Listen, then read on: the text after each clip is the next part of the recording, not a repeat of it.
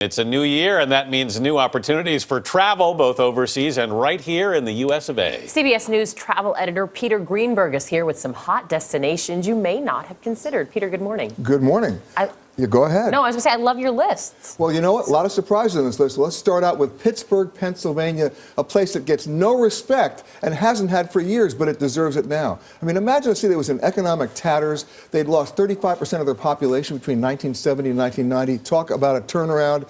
It's really had a renaissance in art, culture. It's got a great children's museum. Anthony and I know PNC Park, one of the best ballparks in America. Beautiful ballpark. And great place to go, and one of the most affordable places to visit. Yeah, and really cool town. Been there recently. Yeah. And also another really cool town, which is not on people's radar, Providence, Rhode Island. Most people see Providence on their way to somewhere else. First of all, I love it because it's got a great airport that's a great alternative to Boston Logan. But forgetting that, they have really turned it around. They've got beautiful canals. In the summer, they've got water fire. But the food scene in Providence is where you really want to go check it out. It's owner and chef driven, which means they don't just put their name on it. They're actually in the kitchen cooking. Great restaurants. Yeah.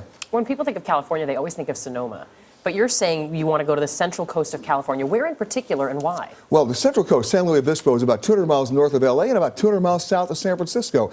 And in my book, it's better than Napa because it's the gateway to Paso Robles. Great vineyards, great wineries. Once again, the owners are there, and you're not stuck behind 85 tour buses. It's really right. You understand the concept? Yes. We're from New York, of course we understand the concept. Right. So you really have a great time there, and you're not crowded. All right, we're going to leave the United States of America now, and I'm surprised where we're going. But Estonia? Yeah. Well, Estonia is actually a little secret gem because it's about a 2-hour ferry ride from either Helsinki or Stockholm. They split from the Soviet Union in 1991.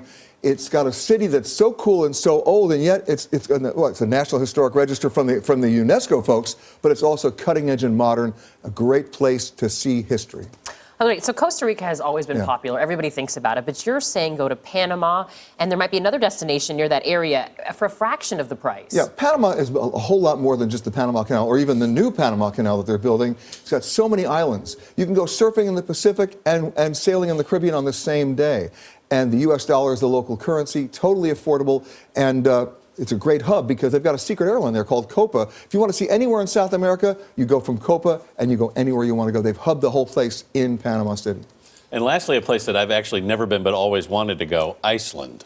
Yeah, now Iceland is a place that, they suffer their own economic debacle, as you know. They've suddenly become affordable. I discovered Iceland when I was in college because you'd always stop there on Iceland Air on the way to go to Europe. Right. Well, they're still flying those routes, but the reason why you want to go to Iceland this year, it's the Northern Lights. This is the year to do it, and I'm telling you, this is the time to go. And you can still do exactly what I did in college, stop there on the way to somewhere else, because the airline still has those great packages. Well, and you mentioned obviously Iceland had a really huge banking crisis. Yes. I mean, has it recovered from that, or is that what's making this affordable now? Well, it's recovering, which means it's still affordable. Right. Now, when they do recover, well, we'll have another segment to do, which is not, but now's the time to go. These are such hidden hot spots. How do you vet them, and how can we get the deals you're finding? Well, they're very easy to find because they're actually being promoted on the web. But most importantly than that, when somebody tells me, oh, I don't go there anymore, that gets my attention. That's the reason why you go. I want to be a contrarian traveler. I want to go someplace that's not in the brochure, not in the guidebooks, where you can have a great experience, a great time, not have to mortgage your house,